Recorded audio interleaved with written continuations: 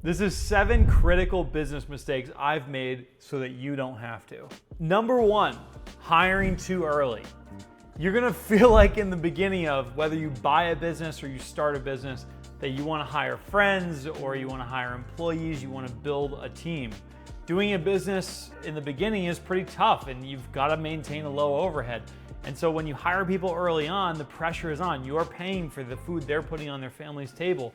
It's a very different pressure, and it often can distract and take over, your ability to run the business. So unless you need to hire someone to actually facilitate the business, then I highly recommend holding off on hiring at least too many people in the beginning and just trying to maintain a very lean overhead. Number 2, it might be one of the ones I've done the worst, taking on unnecessary expenses into your business. This is something you have to watch out for the whole time you're in business, but it matters especially when you're starting out or you just bought something. It's so easy to look at all the different shiny new partners and objects and teams and put money into things that don't necessarily generate revenue. If you're a lawn care company, buying a really good lawnmower is far more important than hiring a marketing person. You really want to be focused on essential revenue and profit generating expenses. And also, it's amazing how quickly things creep up on you. When you have small dollars that go into these little expenses, death by 1,000 cuts is still death. If you have one subscription here or there or one thing or the other, it all adds up and becomes one big expense that can really take you and your business down. This is a critical one. If you don't know your numbers, you are not able to make educated decisions. And if you can't, it's like trying to cross the ocean without a map. If you don't know your numbers, you have no idea what the next steps are. If your cost of goods are too high, your pricing might be too low. If your overhead is too high, you wouldn't even know because you're not attached to the numbers. So the easiest way to avoid this is make sure that you do have at least someone trustworthy, or a firm or a small local firm doing your accounting and actually sending you a report, a profit and loss and a balance sheet at the end of every month. If you have that, you can actually read it, and it's pretty easy once you get the hang of it, to make sense of. I highly recommend it. Don't make the same mistakes that I've made in the past. There was like 8 months where I didn't do this and I got my results and was shocked.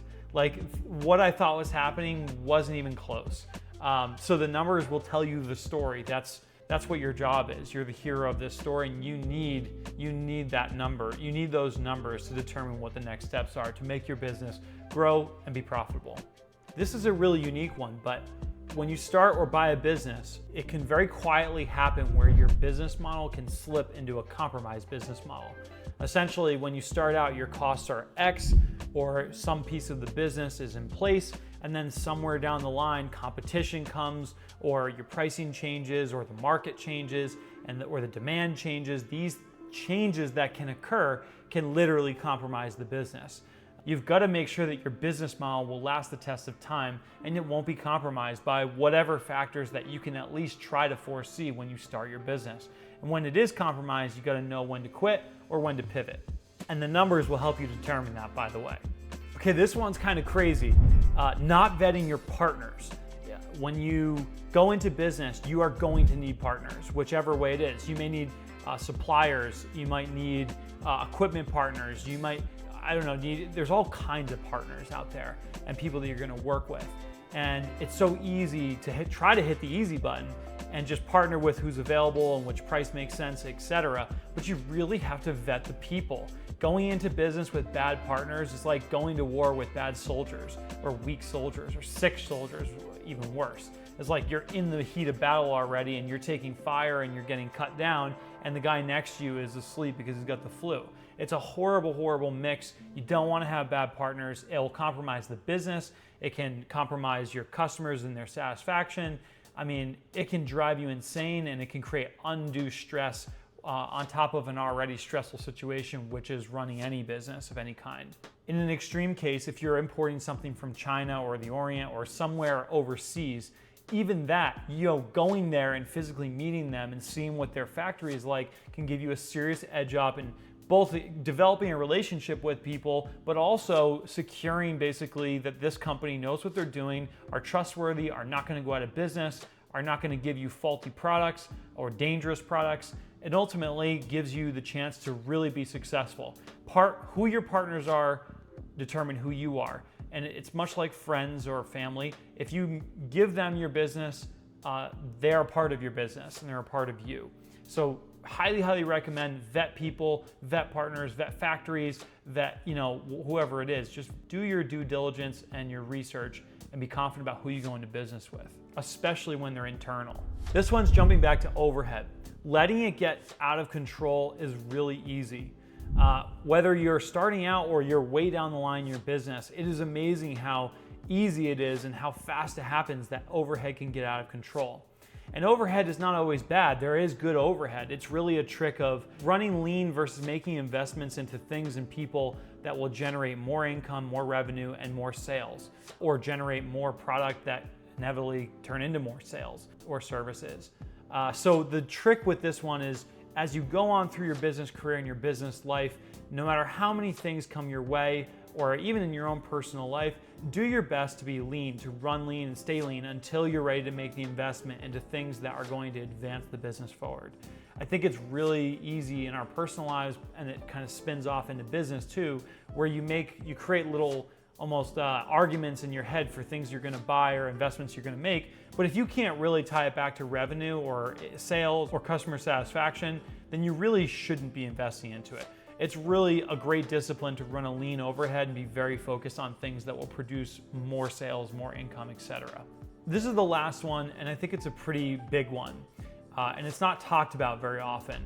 Waiting too long to make hard decisions. Decisions like changes to the business, improvements to the business, personnel changes, both hiring and firing. But at the same time, those very people and those very things can often be destroyers to your progress. And if you destroy your progress, I don't need to say anything else about that. It's never good for you or your business or your team for that matter. So really recommend take the plunge. If your gut is telling you that something or someone isn't working, you need to act on it quickly. Don't wait. No reason to wait. Put time and energy into resolution, and if you can't fix it, you got to move on, and you got to be able to make decisions without being fearful of the outcome. The reality is that you know your business better than anybody else, whether you buy it or you start it, and if you feel you need to make a decision, either hiring or firing or changing the model or pivoting, whatever it is, you have to be willing to do it and make those changes, take the risk. Otherwise, you're risking generally anyway the success and the health of the business.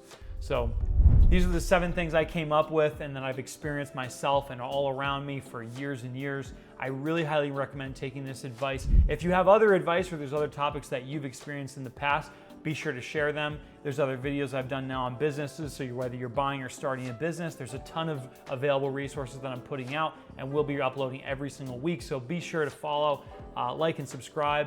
And thank you guys so much for watching. I cannot wait to see you in the next one. And cheers and good luck in your businesses, okay? All right, bye-bye now.